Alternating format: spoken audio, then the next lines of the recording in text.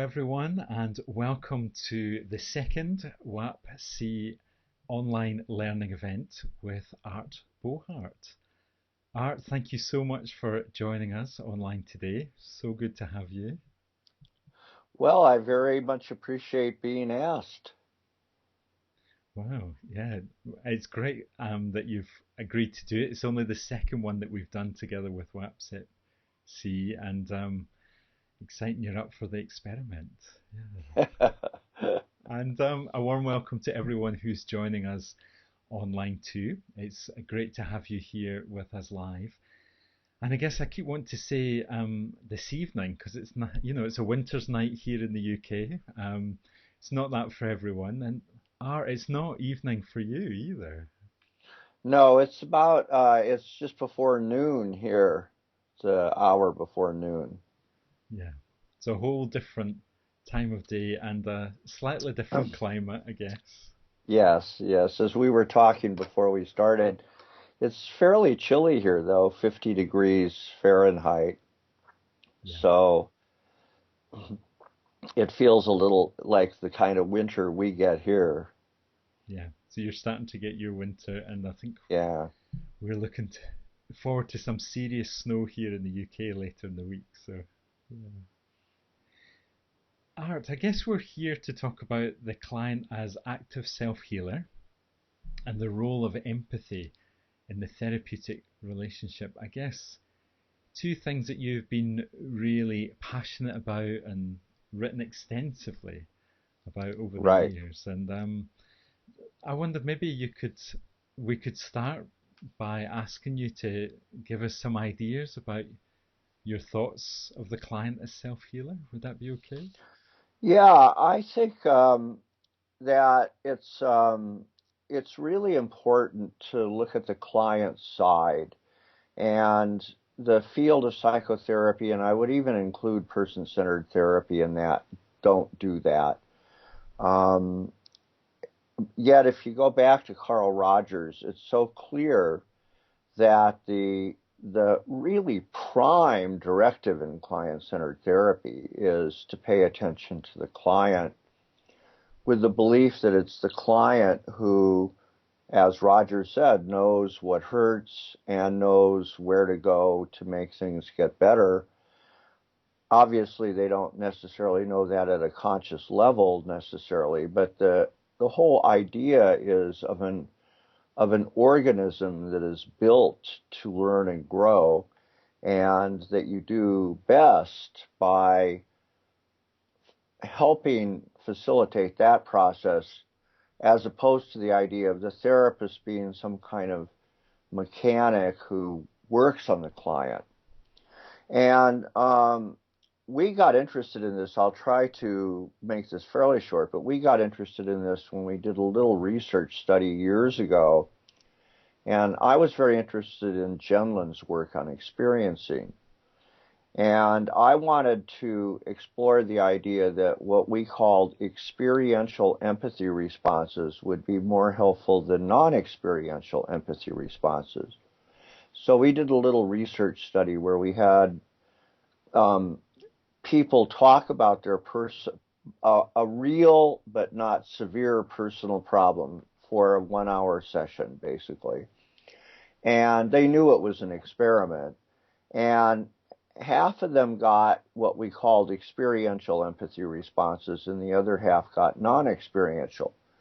And basically, what we meant by experiential was that the response was richer and more vivid, whereas the non-experiential ones were more sort of superficial and abstract.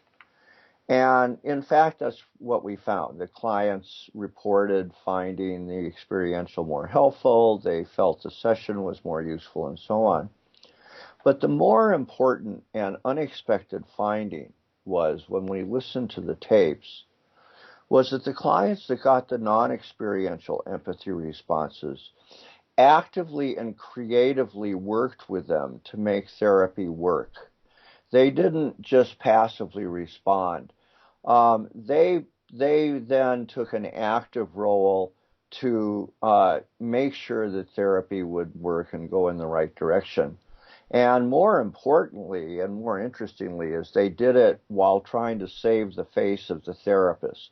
So they were very polite. You know, they say, "Ah, yes, that was very good, or that was it," and then they would go off in the direction that they needed.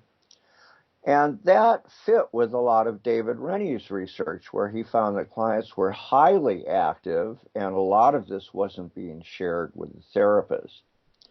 And so we began to get interested in the idea that it fits perfectly with Rogers, and yet somehow it's like nobody had ever taken it very seriously, except maybe David Rennie.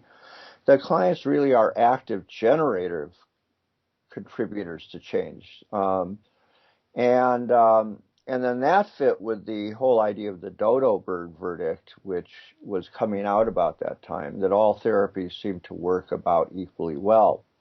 So we put that all together and basically argued that it is clients who make therapy work. Excuse me. And what they do is they take whatever they get, as long as it's useful, from a person-centered therapist to cognitive therapist to psychoanalytic therapist, and they're the ones that turn it into gold. And that was our basic hypothesis. And we then accumulated a bunch of research over the years by many different people to support this. And I really believe that it can be said at this point that at the very least, clients are active co-generators of change. Mm-hmm. And they do it by creatively actively working with the therapy environment. They don't just passively receive our responses. They actively work to transform them. They go outside of the office and they actively create their own experiments. They create their own learning experiences. They map what they're learning into their own points of view. They take out of the therapy environment what they need. There's been a lot of different studies that have found that what therapists think is important is relatively rarely what clients think is important.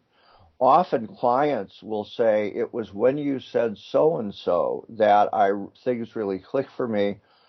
And that may be something the therapist didn't even remember saying.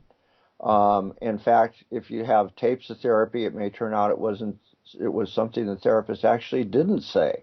That the client just misremembered, or misinterpreted, but it turned out to be the key change event. So my personal belief is that we vastly underestimate the role of the client as a creative self-healer, and that what this means to us as therapists is that I think we really have to much more actively be aware, um, even for person-centered therapists, that we're really sitting across from an intelligent agent who can really be thought of as a therapist in some sense. It's really, therapy is always co-therapy, really. So I'll stop at that point. Yeah. Yeah, like that was a real key finding that because I could kind of, well, it sounded like you were saying it can be 50-50, but almost like the client is doing so much more than the therapist, and they're the ones that turn the experience into gold. Well, the research actually suggests that the bulk of variance in outcome is due to the client. And there's no doubt that number one is the clients have to be involved. If they're not involved, nothing happens. And but beyond that, what I've been emphasizing is not just their involvement, but their creativity. That they're not just involved. Um, they're not they're not being good clients, like sitting there and going along with the therapist. It's just that they're actively, creatively shaping what's going on in some sense. So yeah, I really think that what we do is, Maureen O'Hara once said that the client is a real therapist and the therapist is more like a research assistant. And in a funny kind of way, I think that's true. Mm. So. Yeah, when we're thinking about where to rest that title of therapist, maybe we need to think again, actually. Right, yeah, Yeah, yeah. And there's something really important about the creativity of the client, how they take the experience and employ that right. for them. Right, there's so much. Um, Thomas Mackerel in Denmark did a study a few years ago where he had clients actively keep journals and found that they really map what they're learning into their own universes. And one client came in with the idea that what he needed to do was learn to think positively, and the therapist had a completely different agenda. But over the course of the sessions, the client kept interpreting what was going on in terms of his agenda, and finally he felt he'd really been helped because he had learned to think positively. So he had used the therapy environment to get what he needed um, creatively, but it wasn't really what the therapist thought she was up to or thought was going on even. So Hmm. um, that's one example, and there are many other examples. Yeah, yeah. So the client making the therapy helpful in spite of us, I Oh, guess. I'm absolutely convinced that there are a I can almost guess that are about 50% of clients get better in spite of their therapists rather than because of them.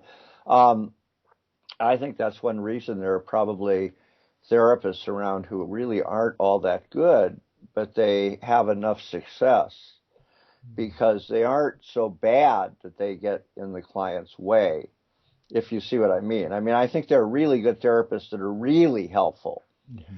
but I also think there are a lot of therapists who maybe just end up um,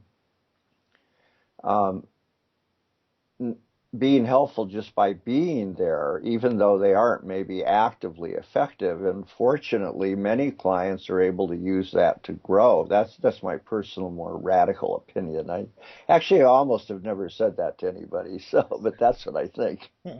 Well, I appreciate you saying that to us tonight. Thank you, Art. Yeah. But it is the logical conclusion of what you're saying, I guess, that Yeah, it's the client's ability to interpret what's going on for in the service of their getting better, their care, that makes such a difference. right. And now I do want to say that obviously there are therapists who could be actively hurtful. And I probably would guess that really fragile and emotionally vulnerable clients, it's really important for them to have a therapist who's more supportive and attuned. Um, it doesn't universally hold, but I suspect there are a lot of clients that can creatively misinterpret almost any therapist in a way that they find helpful. So. Yeah. Yeah, well, that sounds like a really important distinction to catch, I guess, in terms of how the client is and the resources that they're bringing. Yeah, Yeah. yeah. Well, we've got a question in the chat room that kind of matches our second question that we were going to discuss. If that, Okay. unless there was some other things, I mean, we can move back and forward, or is it all right to move to that other question?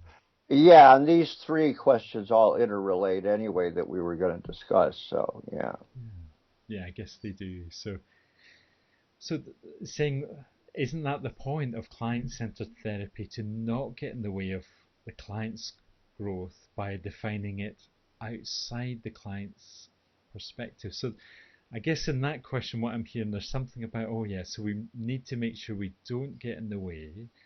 And the question that we were thinking about was, well, how do you think psychotherapy works? And is it just about getting out the way, or is there more to it than that? Or It's not just getting out of the way because, you know, there are a lot of clients who um, need something more than just getting out of the way. I don't know how to explain it.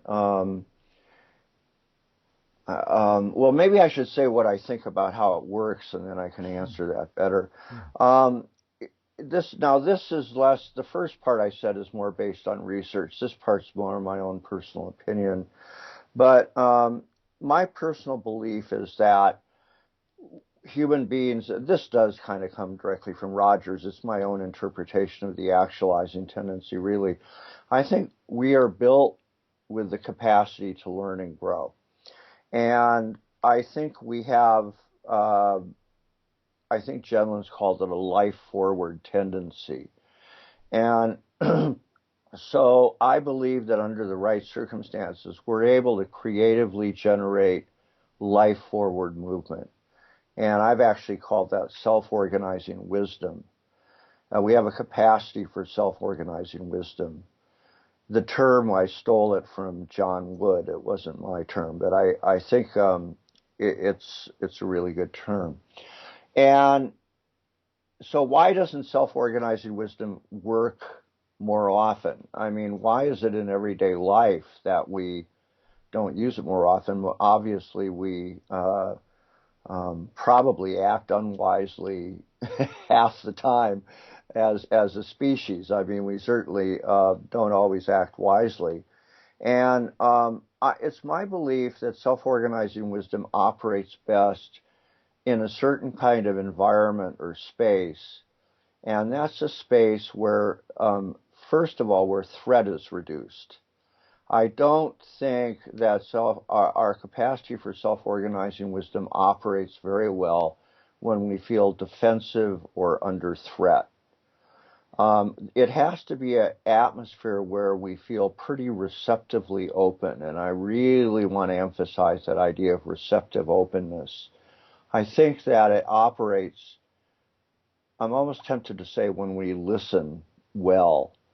And hardly anybody talks about listening as a therapeutic change agent on the part of the client. And what I mean by listening is a kind of receptive openness, both to what's coming in from the world, but also what's coming up from within. And you get that kind of integrative flow going on. And it's a kind of thinking, and we all know this kind of thinking, is there's a difference between kind of a tight, analytic, top-down thinking and a kind of thinking like maybe if you've ever written a poem where you try out a line and you listen to it and you revise it, and there's that kind of cycle. Michelangelo said something about that he wasn't really shaping the work of art, he was really liberating it. And in a funny kind of way, I think it's the same kind of thinking where you're really receptively listening to the world and to yourself, and through that process, your organism seems to operate in this more self-organizing, wise way. And things bubble up, new ideas bubble up. Rogers was always fond of talking about things bubbling up. But not only that, but you may even change. It's not a top-down process. It's a whole organism process. You may even change without necessarily gaining a big insight or making a deliberate thing, but you become more integrated and things fall into place and so on. And I think that we have the capacity for that, but I don't think it operates when we feel under threat or defensiveness. And that happens from childhood sometimes, and that's the conditions of worth idea that, conditions of worth make us kind of distrust ourselves in various ways, and so then we're not open in that way.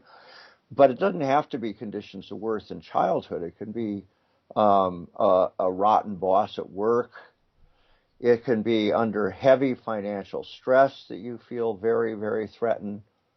And I think what therapy does, it's not just get out of the way, it's provide an actively supportive, safe environment where the person feels safe to let the defenses down, and they're not guarded. They're not looking out the world for threat, or they're not looking at themselves for threat. And then they allow things to come up, and they can hear, and they can look around at the world, and they can scan, And that's the very conditions that promote creativity. And so that's how I think therapy works. And I actually think it works that way in all therapies, even if the therapist uses this or that intervention.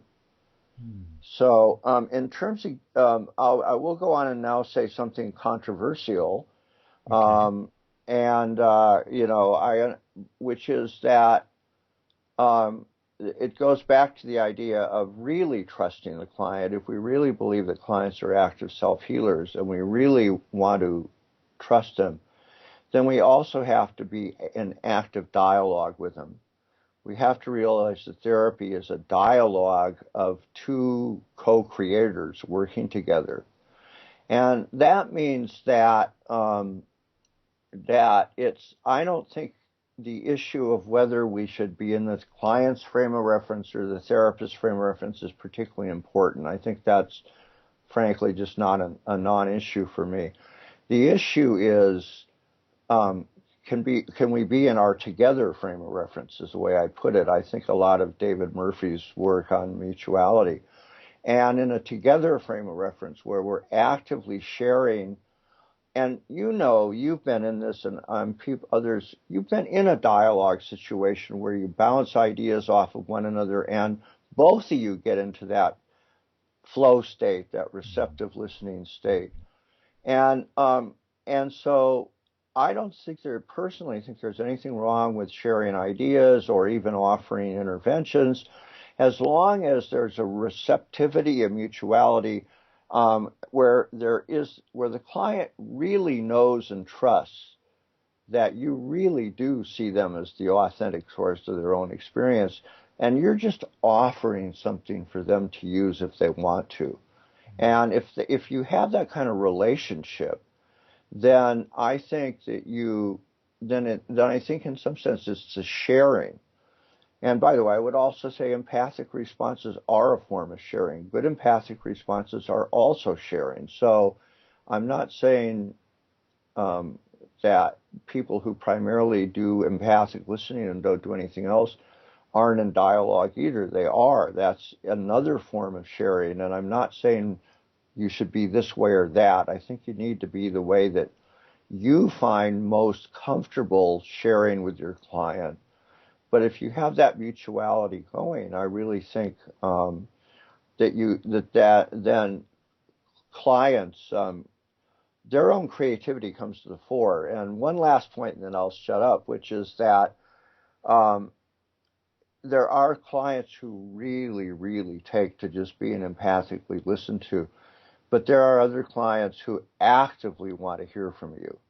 And I can't help but think if you really believe that clients are active self-healers, um, why not? So I think you can be mutual. So that's my controversial part.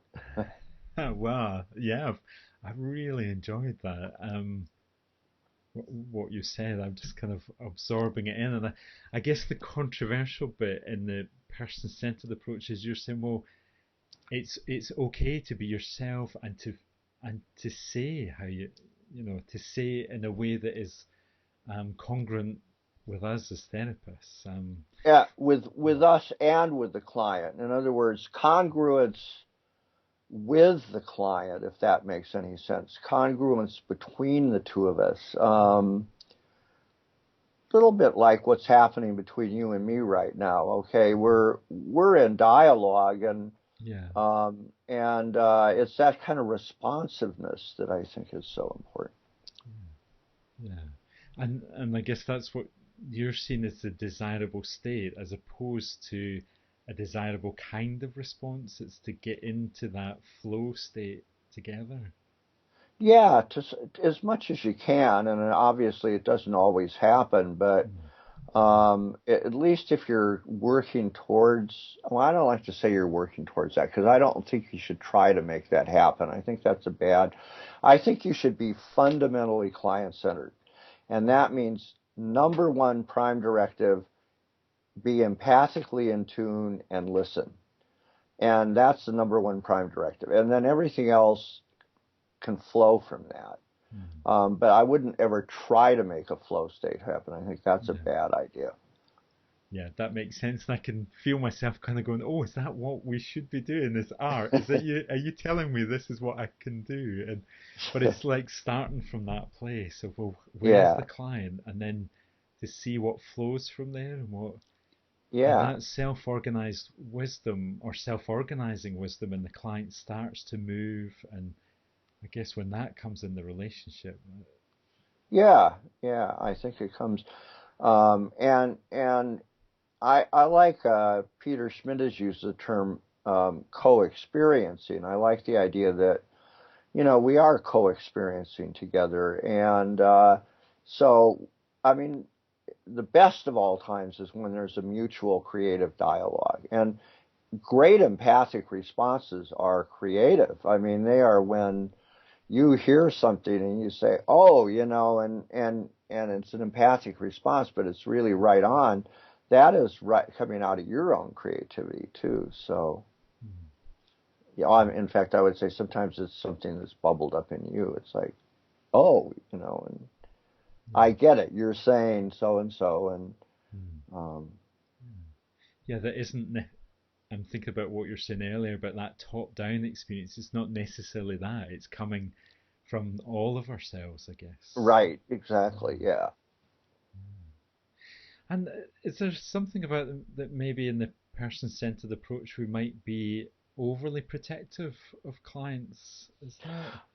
I believe that, yeah, and it took me a long time to get over that, but I think we get so worried about disrupting their process, and it's so hard to talk about this because the last thing I want to do is encourage any kind of operational thinking where we say, well, this client's here, so I better do that, because I don't think that's a very helpful way to proceed. But um, with some clients that are really fragile and emotionally vulnerable, um, I do think that patient listening is mainly the thing to do, and that quote unquote overly conservative approach is probably really the right thing to do. Um, but I think you just listen. If you're really listening, then you know when you can become more free to maybe share a thought of your own or something like that. And I would just say sometimes I've said when I teach person-centered therapy, and today it's so fashionable to have treatment plans, and I write treatment plan up on the board for person-centered therapy. It's listen, it's one word. And I think that if you're really working at listening, then you'll know. You don't have to plan it. You don't have to say, okay, this client is fragile, therefore I should stay in an empathic listening mode. Okay, this client is not so fragile, therefore I can say some more of what I think. No, that's not the way to go. It's just that moment to moment in tuneness, listening, and if you're really with them, I think it just comes. Things bubble up, like Rogers said. Things bubble up, Mm, and you can say, what, I had a thought now, and how does that sound to you, or something like that. yeah. So, I guess because it's that moment to moment movement, it's impossible to operationalize because it's right, going to be completely different in every moment with every person. right, Yeah. exactly, yeah. Mm, That's why I don't think person-centered therapy is manualizable in any meaningful sense. yeah. Yeah. That makes so much sense, Art. Yes. Yeah. Yes. We just think about that next moment that hasn't formed yet. It's not arrived. It's not arrived in either of us, client or therapist. It's still. Right, Mm, right. And you got to be there to greet that moment and let it bring to you what is needed to go one step further. yeah. Yeah, I love that idea of greeting the moment. And just we just so need to be there and be in it. Yeah, Yeah. yeah. In the third question, we were thinking about your thoughts on empathy in the therapeutic relationship, and we have been talking a bit about empathy. Were there any other things in particular you were thinking about for today or around empathy? Yeah, I have several things I wanted to say about empathy. These probably bear more on the field outside of person-centered therapy than person-centered therapy per se, but yet I believe that they may help us understand empathy for us too. And um, so I actually have a little tiny, almost mini lecture prepared here on that, which Fantastic. is, first of all, if you look at the history of person-centered therapy, you'll see that at different times, different people have emphasized different ones of the facilitative conditions as the most important. Now, nobody that I know of thinks that um, only one is important. Everybody knows all three are important, but it's like which seems to be the most important. And you get Gerald Bozarth, my good friend Gerald Bozarth, who believes that unconditional positive regard is the most important. And he believes that because he says that the theory holds that conditions of worth are the cause of psychopathology, therefore, logically, unconditional positive regard is the most important. And he would say, I know he would say, and he has said that he's had experiences with clients where he didn't really empathically understand them very well, but they got better anyway just because of his unconditional positive regard. Um, if I understand Barbara Broadley correctly, she placed more emphasis on empathy, and she tended to see that as more central. And then you get Rogers, and toward the end of his life, he placed the most emphasis on congruence and genuineness. So you get, sorry, I'm just shifting position. So you get different people emphasizing different things. Um, I tend to think, and what they anyone would say is that the other conditions contribute to the one that they think is most important. So Okay. Bozarth would say that empathy contributes to unconditional positive regard, and probably certainly Rogers would say that empathy and positive regard contribute to congruence and genuineness. Um, my personal belief, I guess, is more toward empathy being number one, though, again, the other two are also virtually equally important. Um, if you ask clients, and again, that's my gig, that's what I've done, and I was look at the research on clients, there's so many studies that find that clients say that feeling understood or being understood is the number one thing in therapy. They don't actually say having a therapist treat me with well, they wouldn't use such a fancy term anyway, but they wouldn't say having the therapist treat me with unconditional positive regard, or they don't say the fact that the therapist was a genuine person so much. They'd say feeling understood, and I think there's something about feeling understood. My image of that is of you coming into focus to yourself. When you're having a problem, and I had a severe anxiety problem for several years, you if you could draw it, it would literally look like that painting, that famous painting of the anxious person. It would Yeah. look like somebody out of focus. Mm. And I think that feeling understood, you really begin to come into focus to yourself. And I and I think and I think that that really helps you then begin to get grounded. And when you get grounded, you begin to trust yourself more. And when that happens, um, then things bubble up. You begin to get into that state of, where you begin to become more creative and so on. So I definitely think unconditional positive regard is important to provide the safety, but I also think empathy, being seen by another person, being recognized by another person, seems to be so important. And otherwise, you could just go talk to a wall, but I mean, a wall doesn't criticize you, so but it's not enough to talk to a wall. And I don't think somebody sitting there and just smiling warmly is going to help either. I think it's that sense of being recognized. Mm. So that's one thing I want to say. And then the other thing about empathy I want to say is in terms of empathic responses. And I think we all know this, but I'm not sure the field knows this. And that is that anybody can learn to give empathic responses. They're teaching doctors to do this now, physicians. And what I want to say is that um, there's something more to it than the ability to give an empathic response.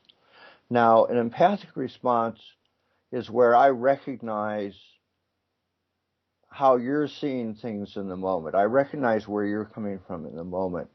But I can do that from an expert therapist stance. I can be a cognitive behaviorist who knows better for you than you do.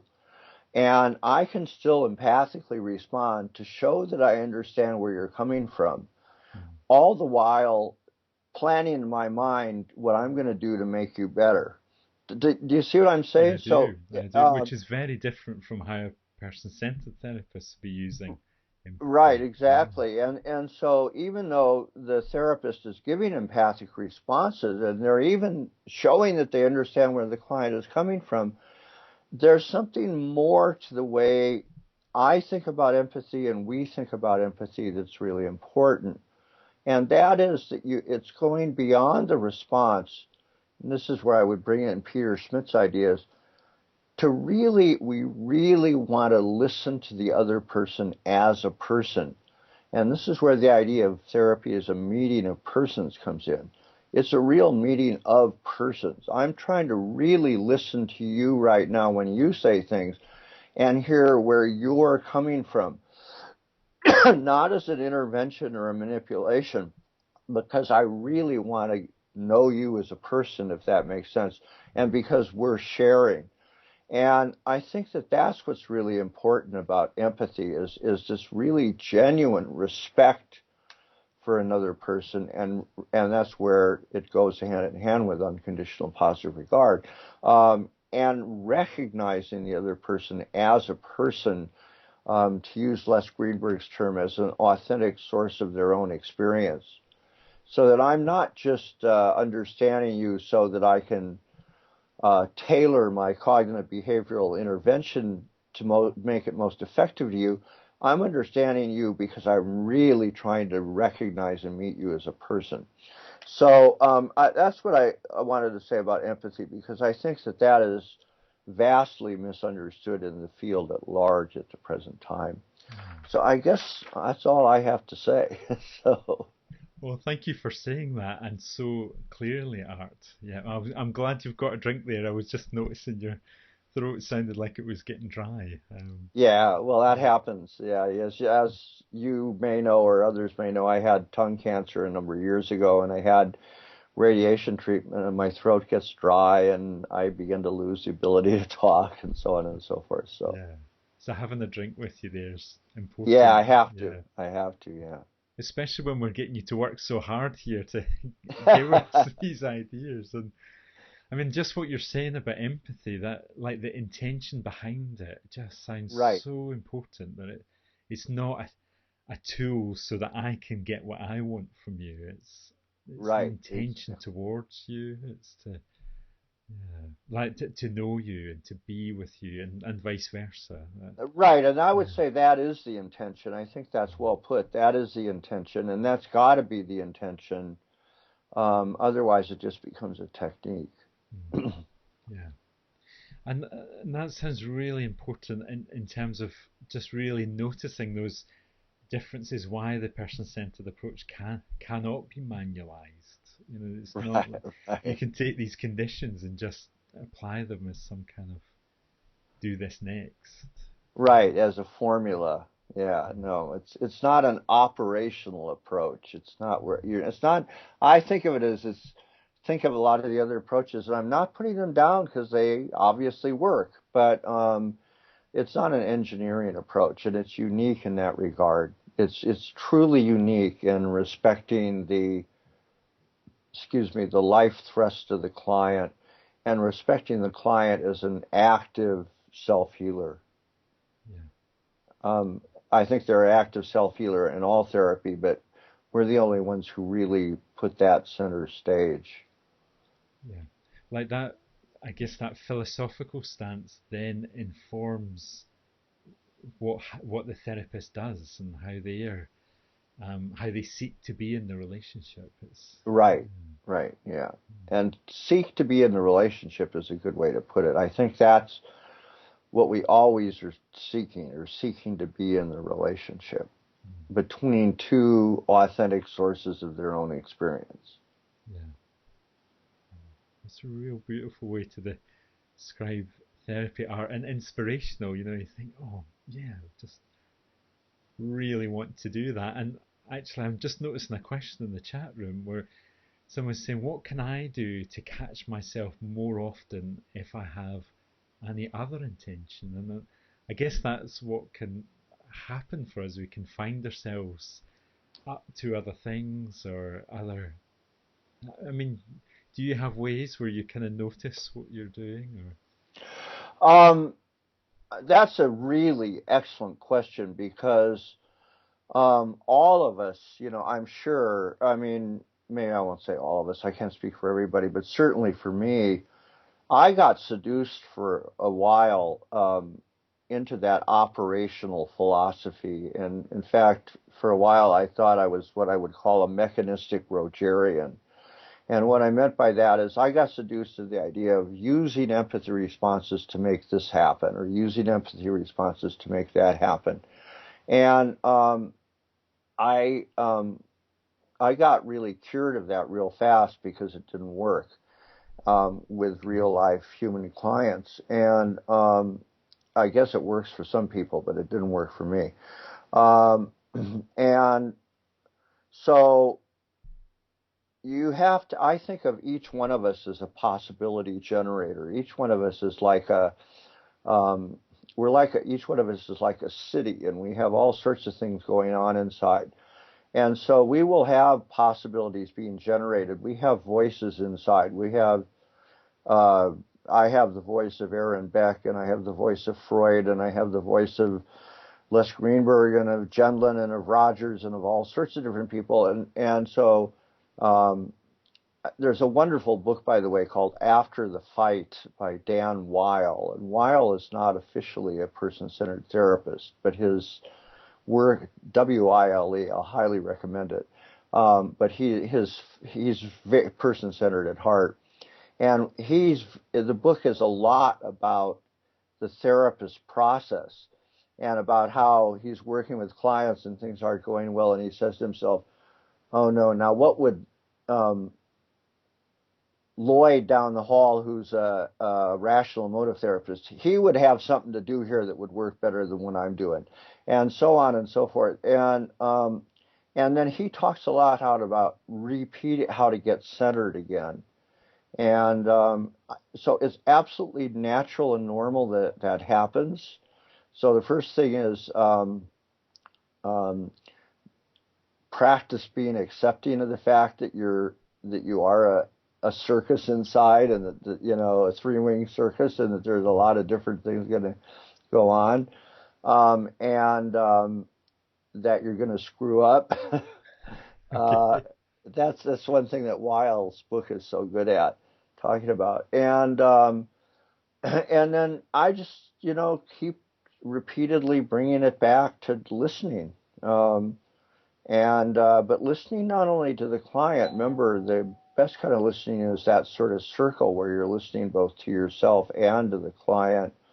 Or you're listening to the two of you together, I think is the best way to put it. So yeah. that's the best I can do on that. There's no magic answer in that one. That's a moment to moment answer also. You just do in the moment. So there isn't a mechanism for sorting No, ourselves out as therapists, I guess. exactly. Yeah. Right. Yes, precisely.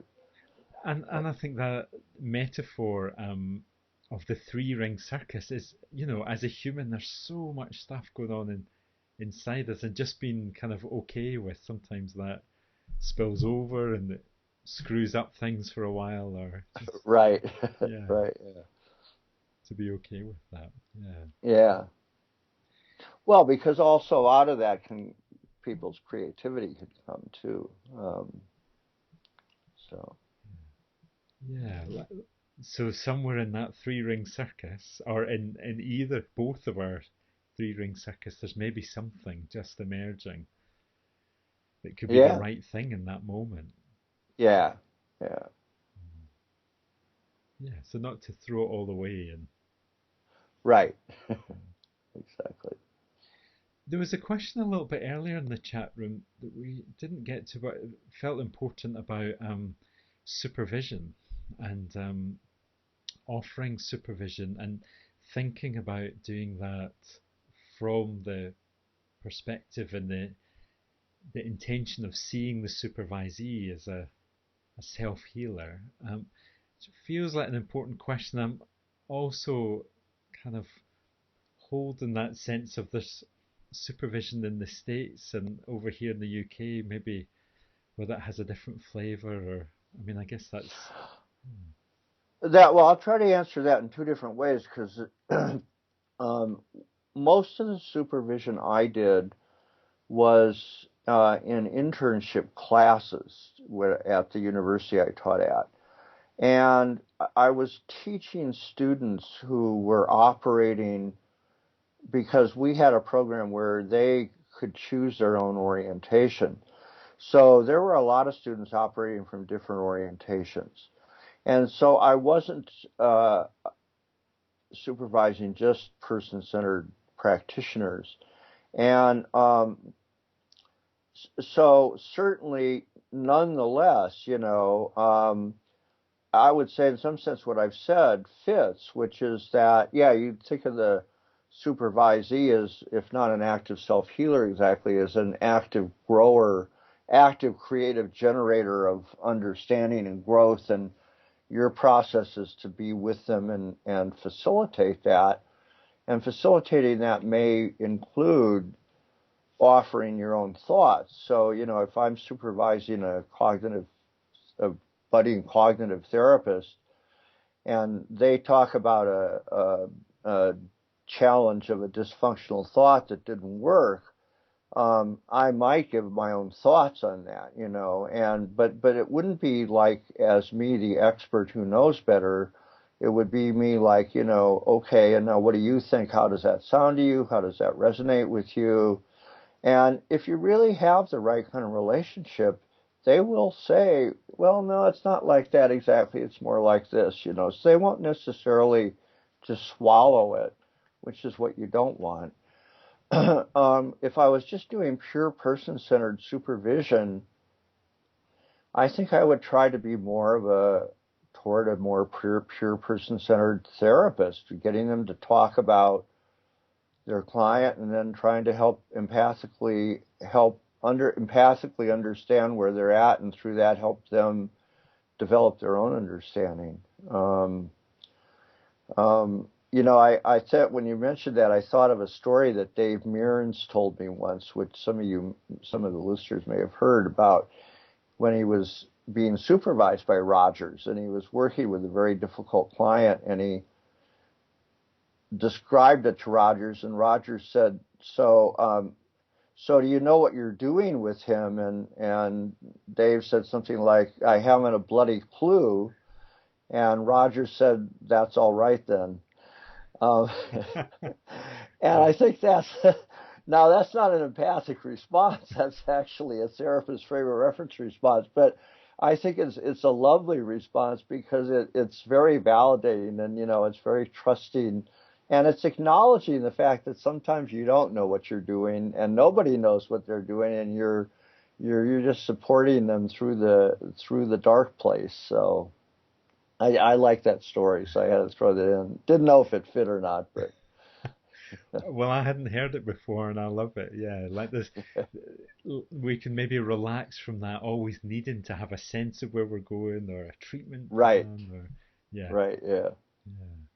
yeah, yeah. Thank you for that story. That's very generous. It feels like it fits to me. Yeah. Oh, a comment in the chat room maybe catches what you're saying. Forever beginner's mind. Oh, yes, absolutely. Yeah, I really completely agree with that. I think so.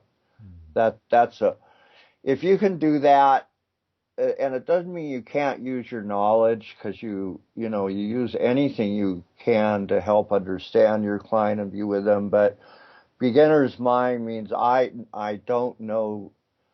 I it's Peter Smith's talked about this too. I don't know this person. I can never fully know this person. I'm always approaching them with beginner's mind, wanting to learn about them. All the stuff I know is useful and interesting to maybe help them understand them, but I don't. But it's not. Doesn't know how to say this. Um, it's not expert knowledge. I don't have expert knowledge about them. mm, Um, I still think of Michelangelo sculpting things, and letting the sculpture teach him. I really, he certainly had a lot of expertise, but my guess is he approached the sculpture fresh. I bet with beginner's mind in some sense, and let it teach him as he interacted with it. So mm. yeah, I agree with that. Yeah, yeah. It's just a lovely thing to imagine that he was setting something free or working with the marble to release something or Yeah, yeah. exactly. Yeah, Mm. yeah. I think I'm holding on to my question because it's like I'm hearing from the chat room first, but I'm thinking about one of the things we talked about almost at the beginning of the hour about there's often what we're doing, the client is making it useful for themselves, Right. and there are people who in their work seem to be really, really helpful. And um, I'm just wondering how you would describe that, or what you might notice about those people who manage to really add something extra. And does that question make sense? Or Yeah. I've never thought about it, so I don't have mm, a ready to hand answer.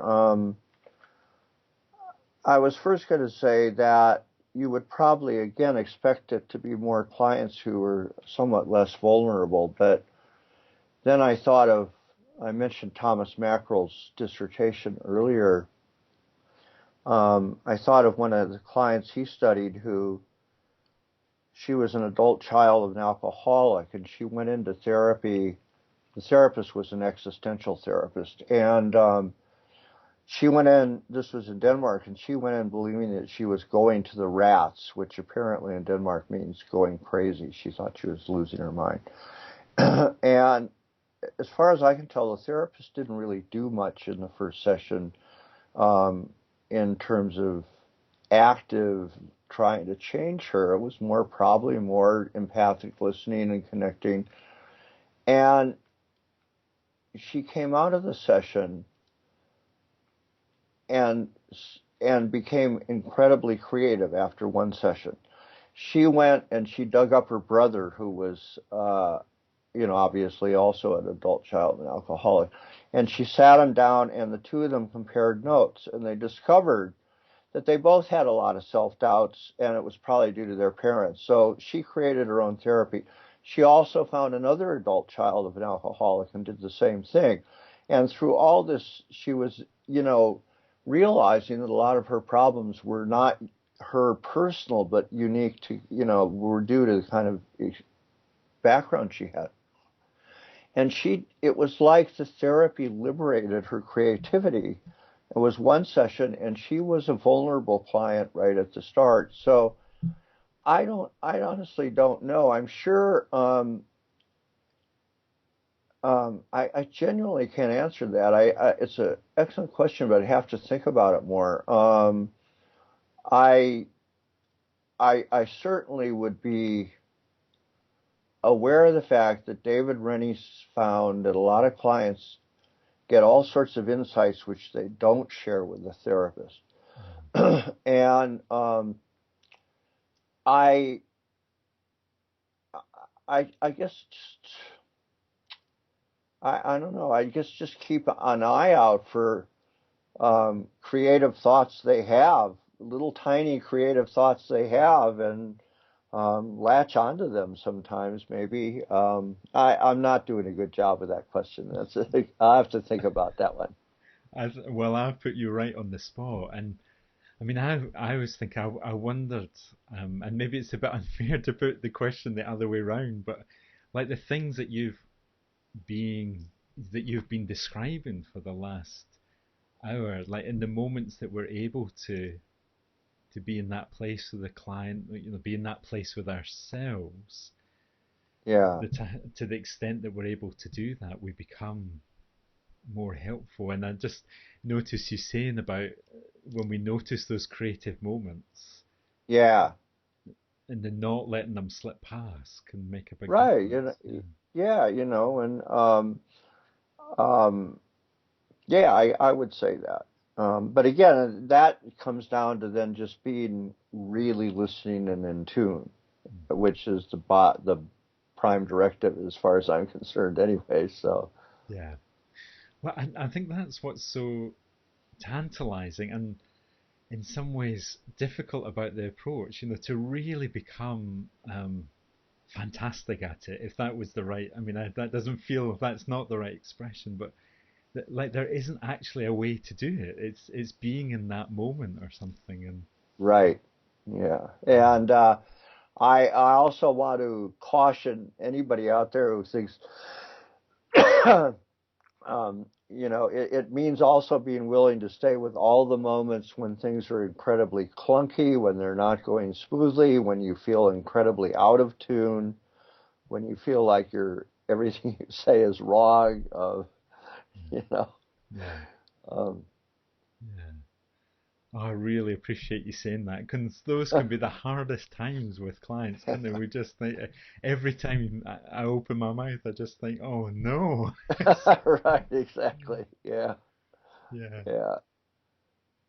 yeah, but But I I guess do believe that if I do believe the underlying agenda is still being helpful regardless of what you say so much. I think it's you're staying with them, um, you're trying, you're sharing the difficult places with them, and I think that is helpful even if you're not magically empathically in tune all the time. mm, So, yeah, yeah, like the overall intention and experience is, yeah, so the potency in that as opposed to right, each response is, right. And that comes back to really having that faith that that process between you is going to go in a positive direction, I guess. mm, Is no matter how hard it may be in the moment sometimes. yeah, yeah. And it can be hard, I guess. It's, Oh yeah, yeah, right. Yeah, just as it can be amazing, it can be, yeah, right. so hard. Yeah. Well, Art, I'm just noticing the time with about a minute to go. I just, I want to say thank you so much for being up for such amazing dialogue today. I just really appreciate you being in the moment because I guess you had some things to bring along and you've been really open to what we've wanted to know from you. So thank you for that. Well, thank you. It was very exciting for me because exactly what I'm talking about, I got a lot of insights into my own ideas from talking to you about them. So, so what else could I ask for? So, Yeah. Yeah. Oh, wow. So we've got that, yeah, some kind of flow or circulation. right. And I just want to say thank you to everyone who's taken the time to be with us online as well and to be in that flow with us and to offer us their comments and questions, which feels like it's really stimulated the discussion. So thank you for that too. I agree. Thank you to everybody.